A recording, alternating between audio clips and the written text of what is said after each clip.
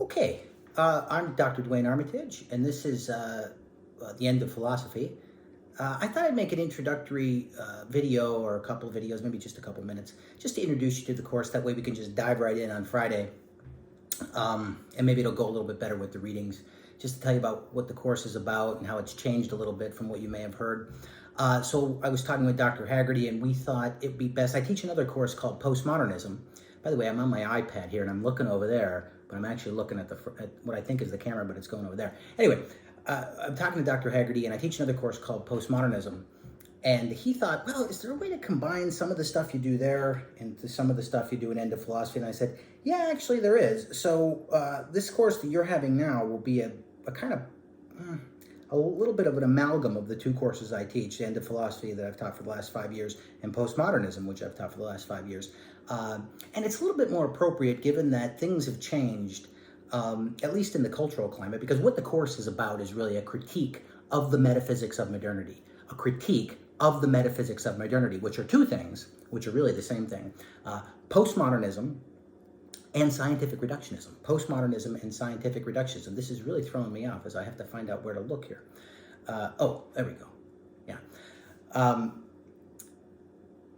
Especially that, I don't know, maybe 5 years ago, things were much more interesting to critique in terms of sciences and scientific reductionism's assault on the humanities and philosophy, and all that's very important. But I just feel like now, if we could take that and combine it with the political stuff that's going on, the woke movement, Trumpism, extremism on the right, extremism on the left, Antifa, et cetera, and try to understand the philosophical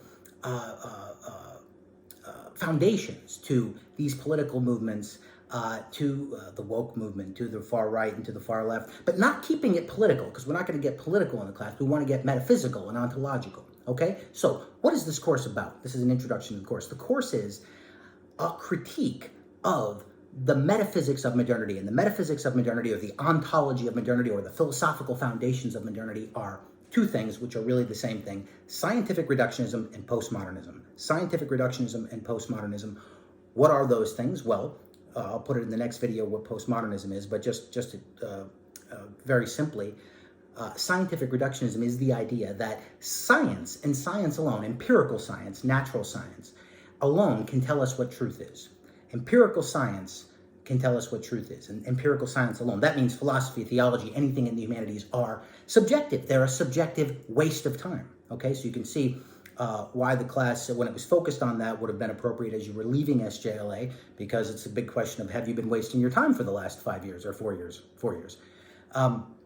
So that's what we're going to be interested in. We're not going to leave that question. But the interesting thing is, and we're going to start off with Friedrich Nietzsche, he thinks, or at least I think he thinks, that scientific reductionism, and that is the reduction of truth to the empirical, actually leads, there's a straight line to that, which no one sees but Nietzsche, to postmodernism, okay? So scientific reductionism and postmodernism are the same thing, and they explain everything, and I think Nietzsche's philosophy explains everything, even though I think he's wrong. So scientific reductionism, the idea that truth is reducible to the empirical sciences, or that truth is only what is empirically observable, okay? One might ask, can you observe whether truth is empirically observable? Can you observe that truth? Postmodernism, so that's what scientific reductionism is. Postmodernism, what does that mean? Well, postmodernism, what does modernism mean? Because it's after modernism. Let's equate modernism here, this is a very loose definition. Postmodernism essentially is post-reason. If we equate reason with modernism, or modernism with reason, Descartes is the father of modern philosophy, a father of rationalism, if you will. Okay, just think of modernism as rationalism, okay, or even truth. Postmodernism is post-reason and post-truth. That is, reason itself comes under critique in postmodernism. Reason itself comes under critique in postmodernism. Now, what Nietzsche says, we have to figure out, what does that mean?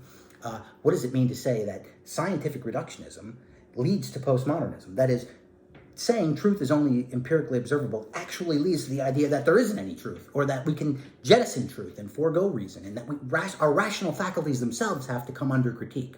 Now, the question becomes, how do we critique reason? How do we critique truth without using reason and without using truth? Okay, I'll stop there for now.